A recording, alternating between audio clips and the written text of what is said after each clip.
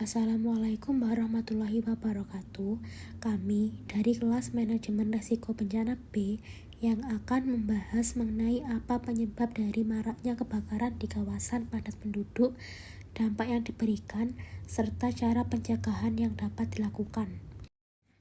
Kebakaran di pemukiman penduduk adalah kejadian di mana api menyala tidak terkendali di kawasan tempat tinggal masyarakat, yang menyebabkan kerusakan pada bangunan, rumah, fasilitas umum, dan properti lainnya.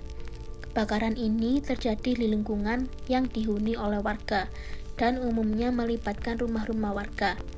Peristiwa ini bersifat merusak karena api menyebar dengan cepat, terutama di area padat penduduk yang memiliki bangunan berdempetan dan material bangunan yang mudah terbakar.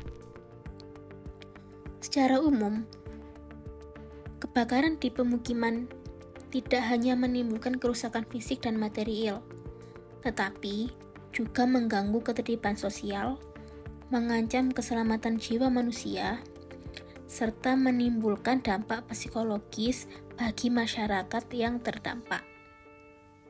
Penyebab utama kebakaran di kawasan padat penduduk adalah korsleting listrik yang menyumbang lebih dari 60% dari total kejadian kebakaran di area tersebut.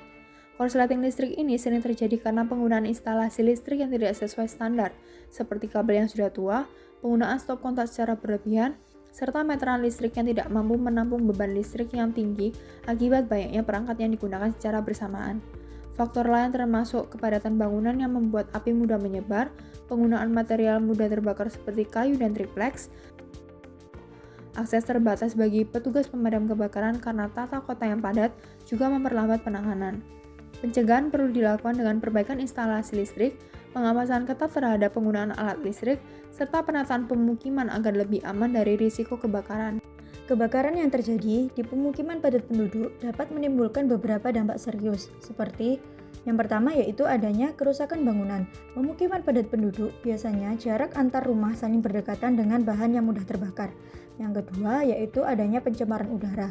Adanya polusi udara yang dapat mengganggu pernafasan masyarakat yang tinggal di daerah sekitar kebakaran.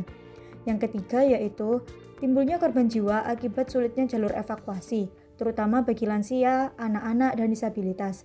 Selain itu, juga akan menimbulkan korban luka bakar, keracunan karbon monoksida, hingga trauma psikologis seperti PTSD dan kecemasan. Yang keempat yaitu hilangnya harta benda seperti surat-surat berharga. Yang terakhir yaitu membutuhkan biaya yang besar untuk melakukan relokasi pemukiman yang besar. Kebakaran merupakan ancaman serius yang dapat terjadi suatu waktu dan berdampak besar pada keselamatan jiwa, lingkungan, serta tempat tinggal. Oleh karena itu, langkah pencegahan perlu menjadi perhatian utama. Di tingkat individu maupun komunitas, pencegahan dapat dimulai dari kebiasaan sehari-hari yang lebih bertanggung jawab. Tidak melakukan tindakan yang beresiko memicu panas berlebih, menjaga area sekitar tetap bersih dari bahan mudah terbakar, serta memperhatikan kondisi lingkungan tempat tinggal adalah beberapa cara sederhana namun efektif.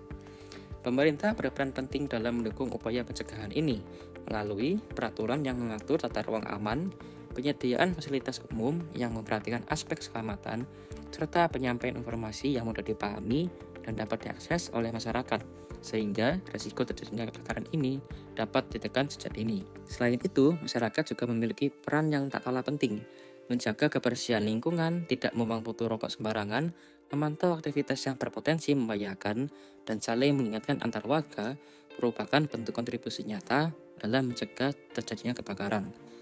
Kesadaran kolektif dan sikap tanggap terhadap lingkungan sekitar menjadi kekuatan utama dalam menciptakan pemukiman yang lebih aman. Pencegahan bukan hanya tanggung jawab satu pihak saja, namun kolaborasi antara pemerintah dan masyarakat dalam menjaga lingkungan tetap aman.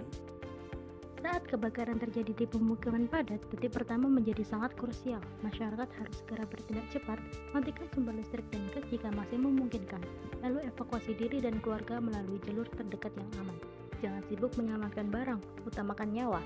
Jika api masih kecil, gunakan alat pemadam api ringan seperti apar atau karung basah untuk memadamkannya. Segera hubungi petugas pemadam kebakaran di 113 dan beritahu lokasi dengan jelas.